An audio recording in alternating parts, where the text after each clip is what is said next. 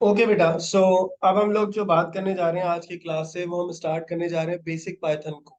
ठीक है, क्योंकि जैसे मैंने आप लोगों को बताया था लास्ट वीडियो के अंदर भी कि हम लोग दो पेपर्स में अपेयर होते हैं, P3 and P4। So P3 की अगर हम बात करें बेटा, तो P3 तो कम्प्लीटली थ्योरेटिकल है। उसके अंदर इन्होंने एडवांस थ्योरी के अंदर इन्होंने सूडो कोड ऐड किए हैं।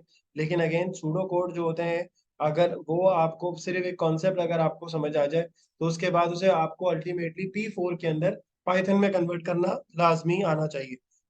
अगर आपको पाइथन में उसे कन्वर्ट करना नहीं आता, तो आपके लिए वो काफी प्रॉब्लमेटिक हो सकता है। So the best option is कि आपको पाइथन भी पहले आती हो या आप सीख लें। ठीक है, क्योंकि पेपर 4 के अंदर तो आपने प्रैक्टिकल पेपर ही देना है, कोई थ्योरी आपसे वो एक्सेप्ट करेगा नहीं। तो आज की क्लास से तो आज की क्लास से बेटा हमने जो टॉपिक स्टार्ट करना है वो करना है पाइथन के ऊपर। कि पाइथन को हम जब इंस्टॉल कर रहे हैं या पाइथन को अगर हम यूज कर रहे हैं तो वो किस तरह से कर रहे हैं। अच्छा, एक चीज समझ लीजिएगा बेटा, जब हम पाइथन की बात कर रहे हैं तो आपके पास एक कॉन्सेप्ट होता है जिसे हम नाम दे देते हैं आईडीई का, जिसे हम कहते हैं integrated development environment. Integrated development environment. ठीक है, और इसे शॉर्ट में हम नाम देते हैं आईडीई। अब ये जो आईडीई है बेटा, ये आईडीई क्या है? ये आईडीई बेसिकली होता ही है कि जब भी हम, अभी मैं थोड़ा सा थ्योरेटिकल बताऊंगा ताकि आप लोगों को समझ आ जाए बेसिक्स। जब भी हम बात करते हैं बेटा प्रोग्रामिंग के अंदर, तो प्रोग्रामिंग तो एक लैंग्वेज हो गई, जैसे पाइथन, जावा, विजुअल बेसिक एक प्रोग्रामिंग लैंग्वेज है, सी शार्प एक प्रोग्रामिंग लैंग्वेज है। उस लैंग्वेज का सिंटेक्स पढ़ना इज अनदर थिंग, लेकिन उसको इम्प्लीमेंट करना इज अनदर थिंग।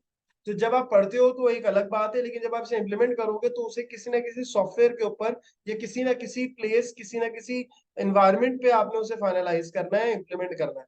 तो उस चीज, उस सॉफ्टवेयर को जिसके ऊपर हम किसी भी लैंग्वेज को इम्प्लीमेंट करते हैं बेटा, उसे हम नाम दे देते हैं आईडीई का। So IDE is basically integrated development environment. और ये टूल होता है जो कि 3 तरह के ऑपरेशंस अप्लाई करने के लिए आपको हेल्प करता है। कि आप इसके ऊपर कोड को क्या कर सकते हो, you can write code, you can translate the code. ठीक है, translate and execute and then आप डीबग कर सकते हो उसके। ठीक है, जिसे हम डीबगिंग कहते हैं। Are you getting my point? तो 3 बेटा एरियाज हो गए हमारे पास जो कि कहाँ पे अप्लाई हो रहे होते हैं, आईडीई के अंदर अप्लाई हो रहे होते हैं। तो आईडीई ये तीनों कॉम्बिनेशन या तीनों फीचर्स आपको प्रोवाइड करता है कि आप टाइप भी करते हो कोड, ट्रांसलेट भी करते हो, एग्जीक्यूट भी करते हो, और उसके अंदर डीबगिंग भी अप्लाई कर सकते हो। सही है। अब अगर ये सारी की सारी जो चीजें मैंने आपको बताई हैं, ये आप कह सकते हो कि these are features of ID.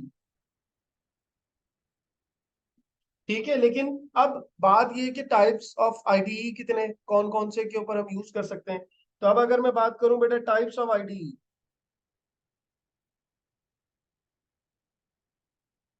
तो टाइप्स ऑफ आईडीई के अंदर हमारे पास जो ऑपरेशन है बेटा वो कौन कौन से हैं। 2 तरह के आप यूज कर सकते हो आईडीई। एक आप यूज कर सकते हो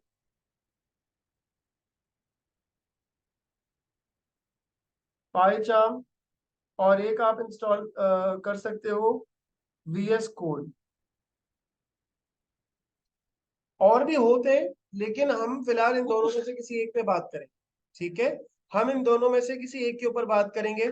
तो पाइचार्म का जो कॉन्सेप्ट है, मैं वो आप लोगों के साथ ज्यादा डिस्कस करूंगा। ठीक है, और इसके अंदर फिर हम सारे ऑपरेशन और सारी चीजें जो है वो हम अप्लाई करके देख रहे हो। ठीक है बेटा। सो हम जो स्टार्ट कर रहे हैं वो कहाँ से स्टार्ट कर रहे हैं, पाइचार्म से स्टार्ट कर रहे हैं। तो आपके सिस्टम्स के अंदर पाइचार्म इंस्टॉल होना चाहिए। ऑल दो मैं जो है वो क्लास में भी लिंक शेयर कर देता हूँ, मैं यहाँ पे भी स्टूडेंट्स के साथ भी मैं जो है वो वेबसाइट का लिंक शेयर कर दूंगा, जहाँ पर वो पाइचार्म इंस्टॉल कर सकते हैं उस लिंक के थ्रू। ठीक है, और फर्दर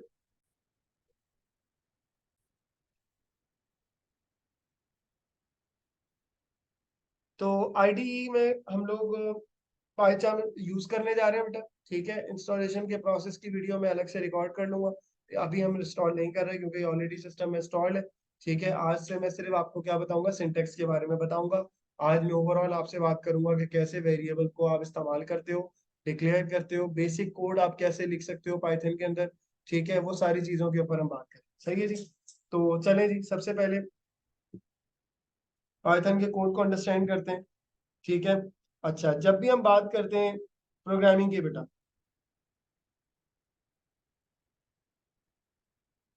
जब भी आप पाइथन की बात करते हैं, जब भी किसी भी प्रोग्रामिंग लैंग्वेज की बात करते हैं, तो उसके अंदर एक सबसे कॉमन टर्म्स जो होती हैं वो होती हैं आपके पास वेरिएबल्स, ठीक है। एक कॉन्सेप्ट होता है वेरिएबल का और एक होता है कॉन्स्टेंट्स का। वेरिएबल क्या होता है? कंप्यूटर के अंदर, प्रोग्राम के अंदर वो वैल्यू जो चेंज हो सकती है, आप वैल्यू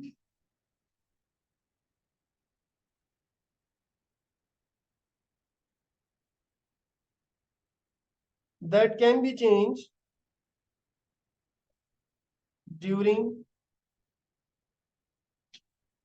प्रोग्राम एग्जीक्यूशन।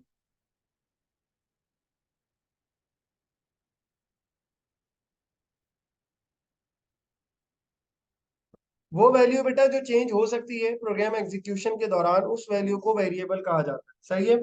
अब अगर मैं वेरिएबल की बात करूं, तो वेरिएबल को हम जब भी यूज करते हैं तो उसके अंदर दो कॉन्सेप्ट आप देखते हो वेरिएबल्स के अंदर।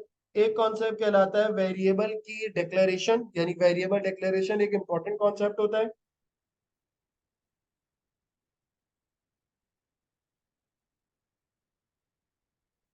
और एक कॉन्सेप्ट होता है जिसे हम नाम दे देते हैं बेटा वेरिएबल इनिशियलाइजेशन।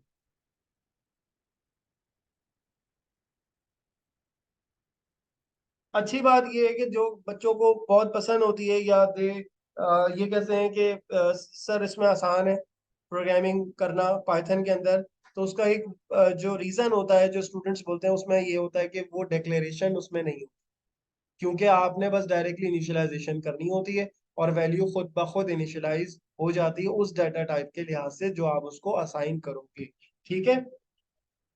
डिक्लेरेशन की जरूरत नहीं है जैसे मैंने अभी आपको बताया, लेकिन अगर मैं बात करूं तो ओवरऑल हमारे पास डिफरेंट टाइप की बेटा हमारे पास डिफरेंट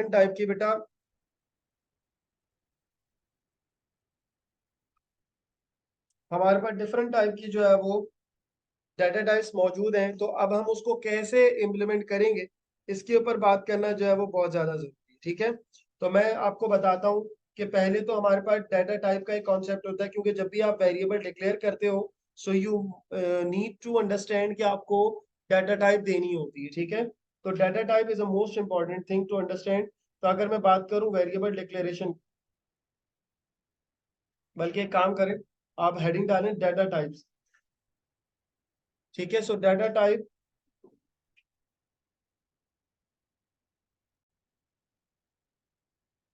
तो डाटा टाइप की अगर बात करें तो पहले मैं आपको बता देता हूं कि डाटा टाइप्स कौन कौन सी हैं। आई नो कि आप लोगों को पता होगा, डेफिनेटली आप एएस पढ़ के आए जब भी आप ए2 की क्लासेस ले रहे हैं, लेकिन मैं चाहूंगा कि पहले थोड़ा आप लोगों से पूछूं और उसके बाद मैं बताऊं कि जब हम उसे इनिशियलाइज करते हैं तो ऑटोमेटिकली वो डिक्लेरेशन भी आपकी एक तरह से हो जाती है कंप्यूटर की मेमोरी के अंदर या प्रोग्राम की मेमोरी के अंदर, क्योंकि यहाँ पर ये ऑप्शन आपको दिया हुआ ही नहीं है आपके लिए। बस डायरेक्टली जैसे एक और लैंग्वेज है जावा स्क्रिप्ट, उसके अंदर हम var करके वेरिएबल यूज करते हैं और वेरिएबल में आप जो वैल्यू देंगे आप उसी टाइप का वो वेरिएबल इनिशियलाइज हो जाता है और डिक्लेयर भी हो जाता है, ठीक है।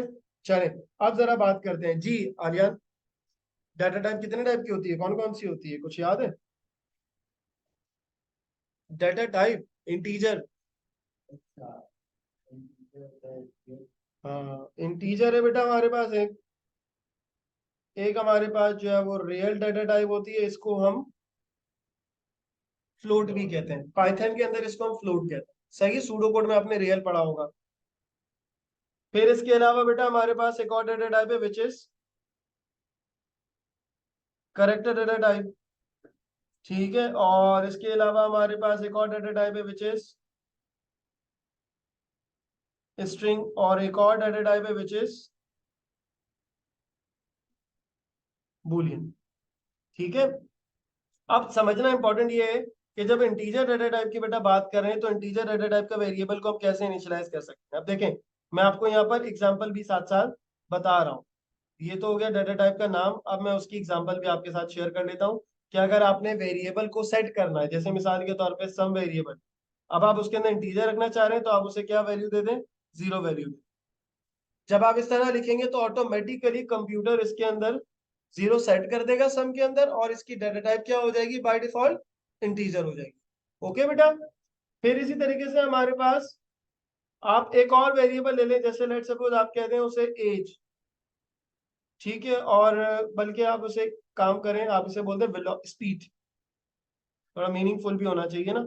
और अभी क्योंकि स्पीड 0 है तो 0.0 रखते हैं, क्योंकि स्पीड पॉइंट में हो सकती है। ठीक है, तो आप इसे 0.0 रखेंगे तो अल्टीमेटली वो उसको किस टाइप का बना देगा बेटा, फ्लोट टाइप का बना देगा। ठीक है। फिर इसी तरीके से अगर आप लेट सपोज आप करेक्टर डेटा टाइप बना रहे हैं, यानी कि जैसे आपने रखना है ग्रेड, तो आप उसके अंदर क्या करेंगे, सिंगल कोटेशन लगाएंगे। ये सूडो कोड में भी आपने अगर याद हो, हम ये बात करते हैं कि करेक्टर डाटा टाइप जो होती है बेटा, वो सिंगल कोटेशन से आप रिप्रेजेंट कर लेते हैं। स्ट्रिंग जैसे मिसाल के तौर पर किसी ने आईडी एंटर करनी है तो आप डबल कोटेशन लगाते हैं। So double quotation is representing a character data type and double quotation is representing string data type. Okay, and then we have Boolean data type. Boolean के अंदर आप कोई भी वैल्यू दे दें, जैसे लेट सपोज एक वैलिड वेरिएबल बना लेता हूं मैं, इसका नाम वैलिड रख लेता हूँ, और इसके अंदर मैं जो है वो ट्रू रख लेता हूँ।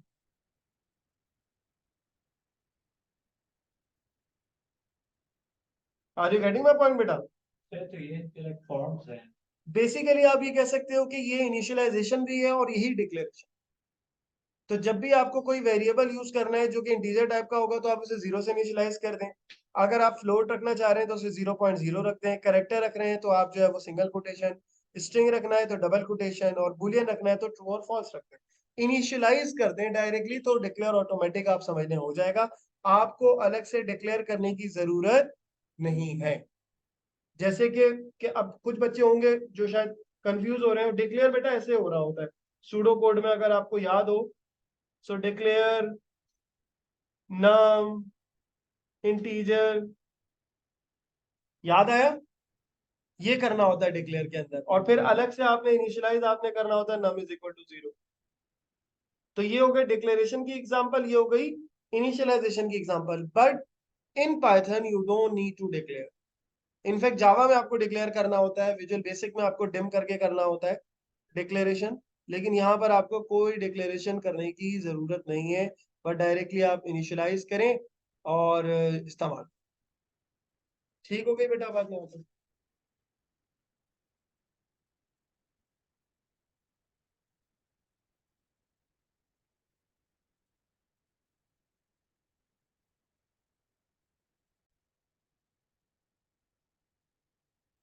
अच्छा, अब बेटा जो हमने बात करनी है वो ये करनी है, एक अनदर कॉन्सेप्ट है which is most important concept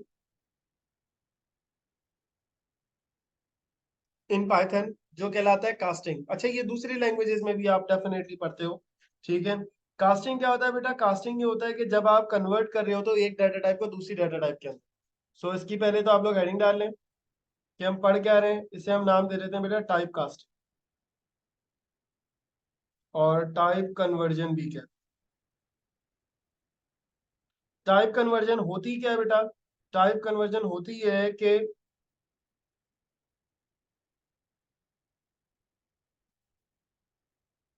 conversion of one data type into another data type. ठीक है बेटा। तो यहां पर हम लोग क्या कर रहे होते हैं, कन्वर्जन की बात कर रहे होते हैं, one data type to another data type.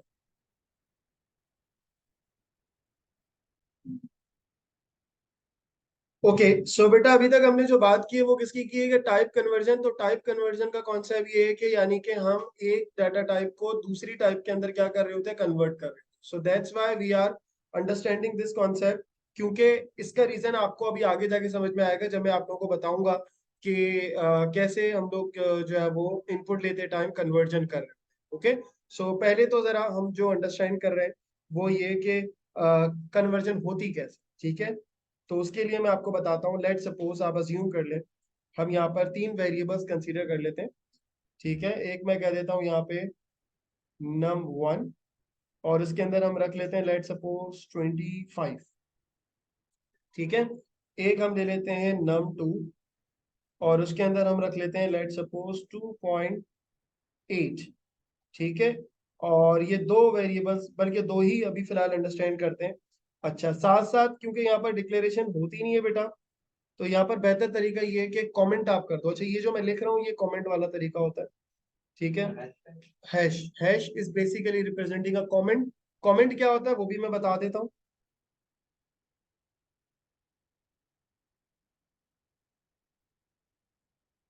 Integer, सही है। और अब मैं बताता हूँ अब मैं आपको बताता हूँ कि कमेंट होता क्या है। ये क्या है, पहले तो ये लिखना है अपने पास, this is comment in Python. सही है, ये क्या कहलाता है बेटा, कमेंट कहलाता है पाइथन के अंदर। और कमेंट होता क्या है प्रोग्रामिंग में, क्योंकि ये आपने ऑलरेडी सूडो कोड में नहीं पढ़ा होगा, आई नो ये थोड़ा सा डिफिकल्ट कॉन्सेप्ट लग रहा होगा, तो इसलिए मैं बता देता हूँ। जो इंटीजर या मैंने लिखा है यहाँ पे, ये बेसिकली ये होगा कि प्रोग्रामर इसको अंडरस्टैंड नहीं करेगा। सॉरी, प्रोग्राम जो है वो इसे अंडरस्टैंड नहीं करेगा, प्रोग्रामर के लिए होता है। यानी जैसे मिसाल के तौर पे एक होता है ना, हम निशानी लगा लेते हैं किसी चीज की, तो ये चीज जो लिखोगे हैश करके, उससे कंप्यूटर कुछ ट्रांसलेट नहीं करेगा। ठीक है, आप ये लिख दो कि it will not execute, it will not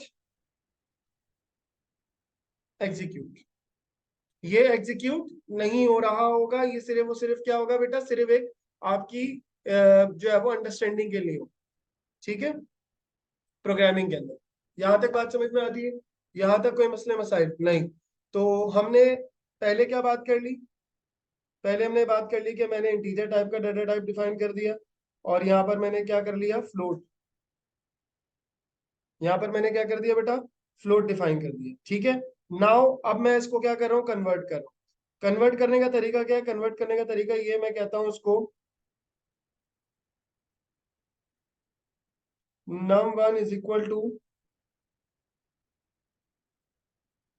float, और यहाँ पर मैंने क्या लिख दिया, num1 लिख दिया।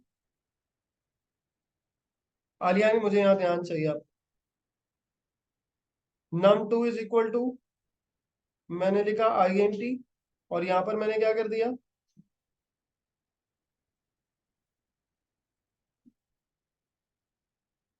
num2 लिख दिया।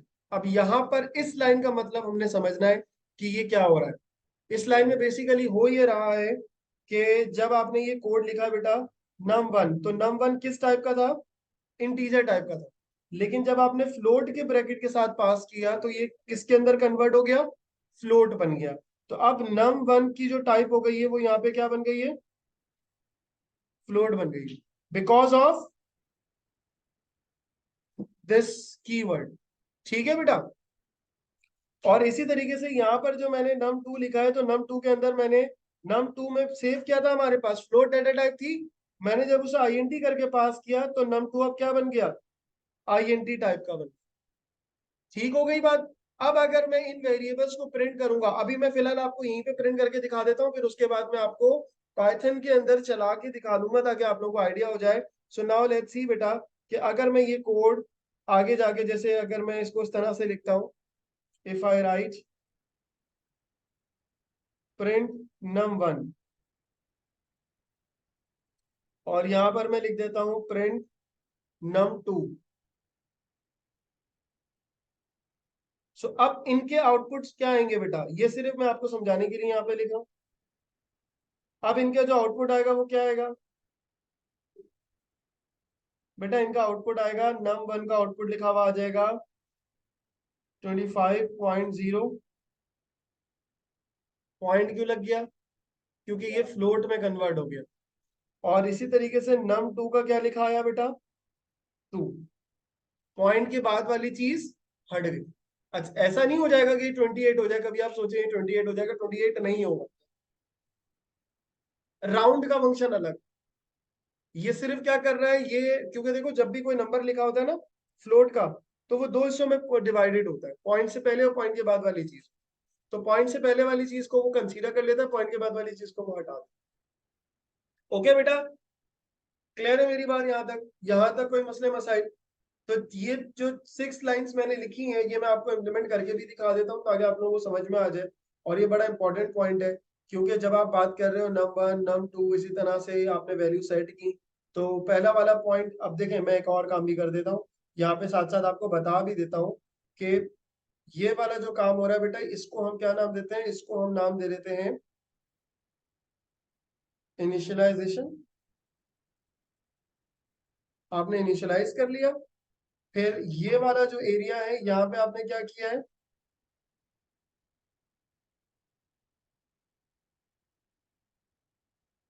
यहाँ पर आपने क्या किया है? कास्टिंग कह दीजिए या कन्वर्जन कह दीजिए। ओके, और उसके बाद फिर यहाँ पर आप क्या कर रहे हो? यहाँ पर आप जो है वो आउटपुट करके देख रहे हो अपने प्रोग्राम। क्लियर हो गई बात? अब इस कोड को बेटा हम चला के देखते हैं, लेट्स सी कि इसका जो आउटपुट आ रहा है, जो मैंने अभी तक यहाँ पे लिखा है वो आउटपुट इसी तरह से ही आ रहा है, या इसके अंदर कोई मिस्टेक आ रही है तो वो भी आप लोगों को जो है वो क्लियर हो जाए। ठीक है, लेकिन ये सारी चीजें बेटा प्रैक्टिस की है, प्रैक्टिस लाजमी करना है। अगर आप प्रैक्टिस नहीं करोगे तो कोडिंग आपको समझ में नहीं आएगी।